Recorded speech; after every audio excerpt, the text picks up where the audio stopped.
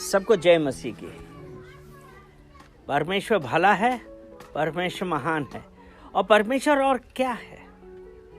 अगर हम यिर्मयाह की पत्री उसका 32वां अध्याय और 17 वचन पढ़ें, परमेश्वर असंभव को संभव बनाने वाला परमेश्वर है। मनुष्य के लिए जो बात असंभव थी वो परमेश्वर के लिए संभव है। तो इसलिए हे प्रभु यहोवा, इसलिए 32 का 17 कहते हैं, इसलिए हे प्रभु यहोवा, तूने बड़ी सामर्थ और बढ़ाई हुई भुजा से आकाश और पृथ्वी को बनाया। यानी कि वो परमेश्वर, उसने कहा अपनी बढ़ी हुई और सामर्थ्य भुजा से पृथ्वी और आकाश और पृथ्वी को बनाया है। तेरे लिए कोई काम कठिन नहीं है। तेरे लिए कोई काम कठिन नहीं है। वो परमेश्वर जिसने आकाश और पृथ्वी सब बनाई है, क्या उसके लिए कोई काम असंभव है? हम असंभव कब कर देते हैं? असंभव हम तब कहते हैं जब हम अपनी बुद्धि का प्रयोग करने लगते हैं। हमारी निर्भरता परमेश्वर पर नहीं होती है। हम ये भूल जाते हैं कि परमेश्वर जो आकाश और धरती का करता है, हमारी सहायता वहां से आती है क्योंकि उसकी बड़ी और सामर्थ भुजा ने सब कुछ बनाया है। आमीन, हालेलुया। अगर दूसरा एक मैं अभी पढ़ रहा था, आईना पता है क्या होता है? शीशा। शीशे का काम क्या होता है? हम जाते हैं, अपना मुंह देखते हैं, हट जाते हैं। क्या हमारी शक्ल उस शीशे के अंदर आती है? नहीं आती है। यानी कि तो हमारे अंदर प्रॉब्लम्स कब आती हैं? कि हमारे अंदर परमेश्वर उसी तरीके से आया। जब तक हम परमेश्वर के पास गए, परमेश्वर प्रॉब्लम आई, परमेश्वर को याद किया, उसके बाद हम भूल गए।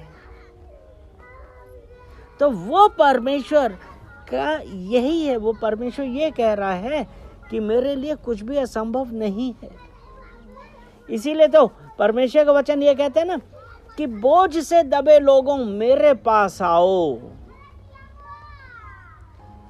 लेकिन हम जा भी नहीं पाते क्योंकि कौन जाएगा बोझ से? यहाँ पे बोला है ना परमेश्वर ने कि बोझ से दबे लोगों मेरे पास आओ और अपना बोझा मुझे दे दो। लेकिन बोझ से दबा कौन जाएगा परमेश्वर के पास? परमेश्वर के पास बोझ से दबा वही जाएगा जिसने परमेश्वर को अपना सब कुछ माना है।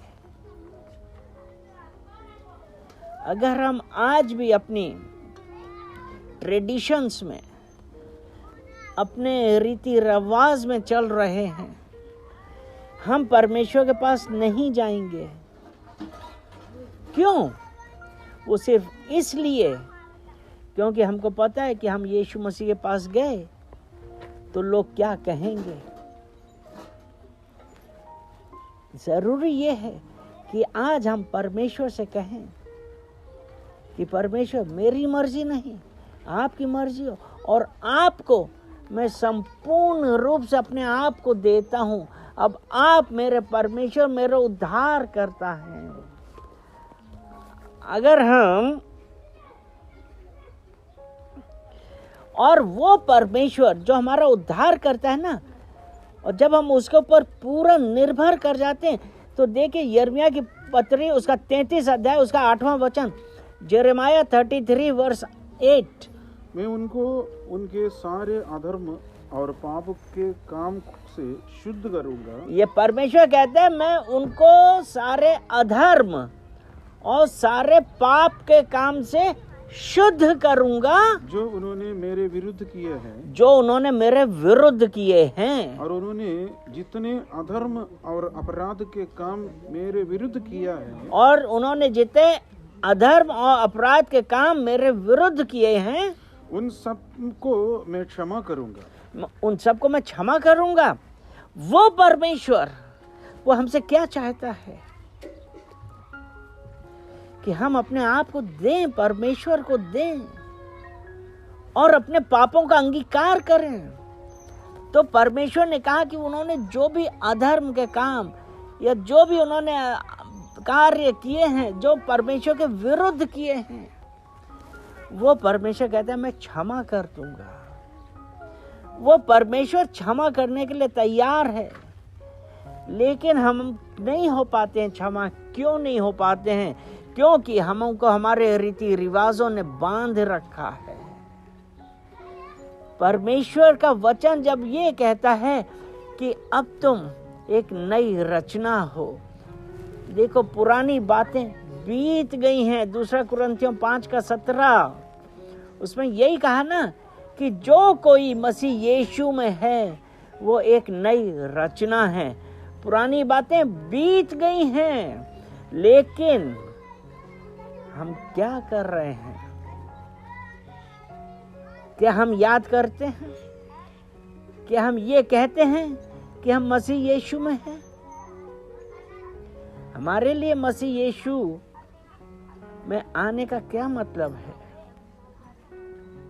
जब हम मसीह यीशु में आए तो वचन कहता है कि देखो सब कुछ नया हो गया है। यानी कि जो आपका रहने सहने का ढंग, आपका सोच विचार, आपका बातें करने का ढंग, वो सब कुछ बदल गया है, क्योंकि आपके लिए और मेरे लिए यीशु मसीह ने अपना लहू क्रूस पे बहाया और उस क्रूस पे कहा कि इट इज फिनिश्ड। उसने कहा सब कुछ समाप्त हो गया है। तो इसलिए परमेश्वर ने कहा कि मेरे लिए कुछ भी असंभव नहीं है। मैं सब कुछ संभव करने वाला परमेश्वर हूँ, क्योंकि उसने अपनी बढ़ी हुई भुजा और सामर्थ वाली भुजा से इस धरती, इस आकाश और इस धरती को बनाया है। उसके लिए कुछ संभव नहीं है। जब उसने कहा कि अब तुम एक नई रचना हो, तो हमको क्या करना है? अगर आज हम उस यीशु मसीह के स्वीकार किया है और अब हम एक अगर नई रचना हैं, तो हमारे लिए क्या जरूरी है कि ये रोमियो की पत्री उसका 13 अध्याय और उसका 14 वचन हम देखें क्या लिखा है। रोमियो की पत्री 13 अध्याय और उसका 14 वचन। वरन प्रभु यीशु मसीह को पहन लो, वरन यीशु मसीह को पहन लो और शरीर की अभिलाषा को पूरा करने का उपाय ना करो।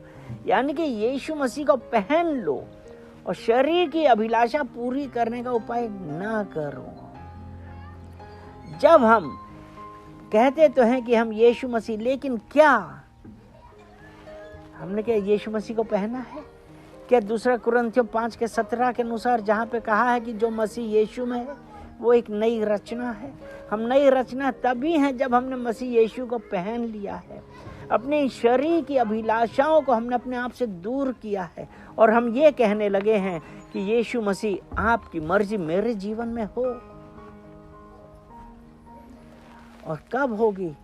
जिस दिन हम ये स्वीकार करेंगे कि यीशु मसीह मेरे लिए क्रूस पे अपना बलिदान किया, यीशु मसीह ने क्रूस पे मेरे लिए अपना लहू बहाया और उस यीशु मसीह का लहू बहाने से हम चंगे हो गए। हालेलुया। अभी यिर्मयाह 33 उसका 6 वचन पढ़ेंगे।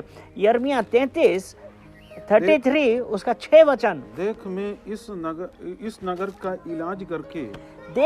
नगर का इलाज करके इसके निवासियों को चंगा करूंगा। देख मैं इस नगर में निवास करके इसके निवासियों को चंगा करूंगा और उन पर पूरी शांति और सच्चाई प्रकट करूंगा। हालेलुया। वो परमेश्वर कहता है मैं इस नगर में निवास करके उनको चंगा करूंगा और अपनी पूरी शांति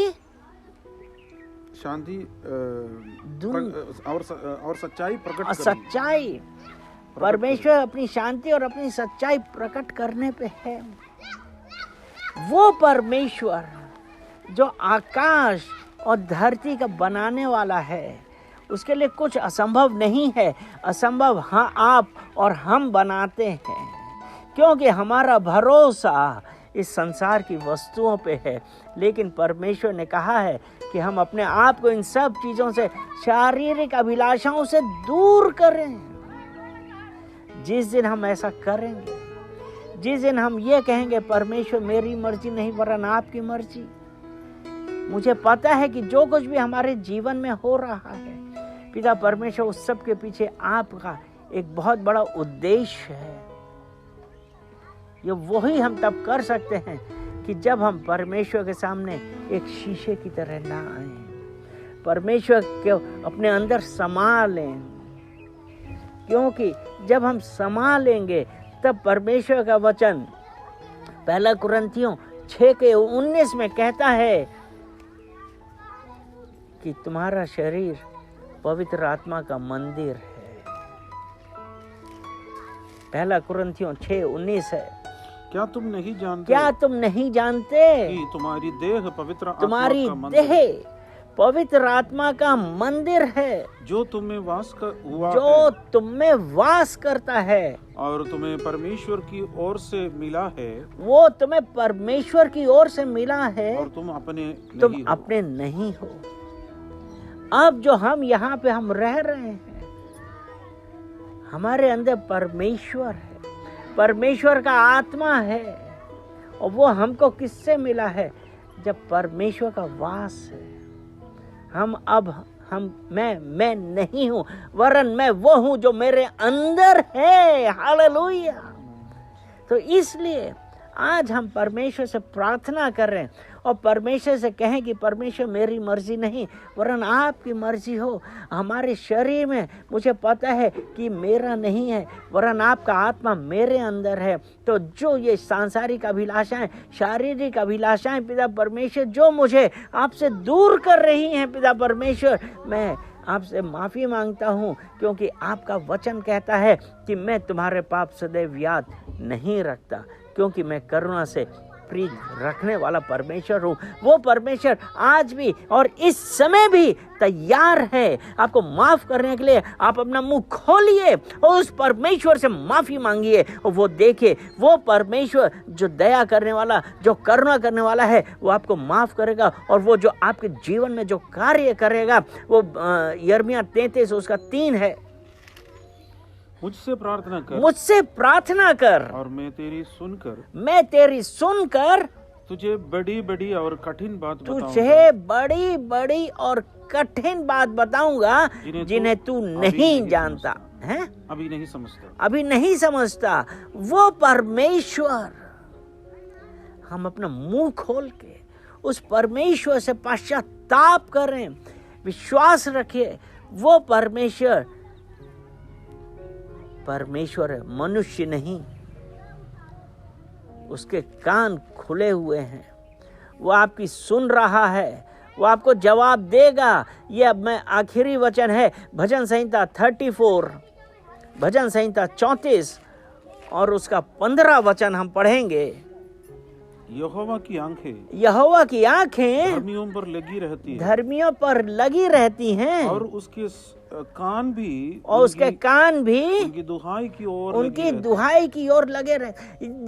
देखिए, जब हम पश्चाताप कर रहे हैं, परमेश्वर के साथ चल रहे हैं, और हम ये कह रहे हैं कि ये मेरी देह नहीं है वरन ये आप हैं जो मेरे अंदर वास कर रहे हैं, तो वो परमेश्वर कहता है कि परमेश्वर की आंखें धर्मियों की ओर लगी हैं। परमेश्वर स्वर्ग का बनाने वाला, धरती का बनाने वाला, आज आपकी तरफ और मेरी तरफ देख रहा है जो धर्मी है, क्योंकि परमेश्वर की आंखें धर्मियों की ओर लगी हैं और उसके कान हमारी दुहाई की तरफ लगे हैं। और इसका 17 वचन कहता है, धर्मी दुहाई देते हैं और यहोवा सुनता है और उसके सब विपत्तियों से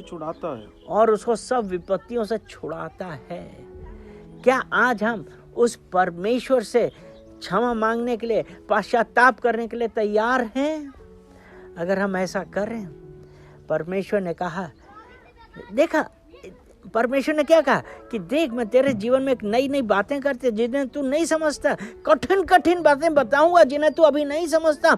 और उसके बाद ये कहता है परमेश्वर कि मेरे कान तेरी दुहाई की तरफ लगे हैं। ये कह रहा है कि मैं तुझे विपत्तियों से, सब विपत्तियों से छुड़ाऊंगा। वो परमेश्वर जो धरती, इस पृथ्वी और आकाश का करता है, आज भी वो तैयार है। लेकिन क्या हम तैयार हैं?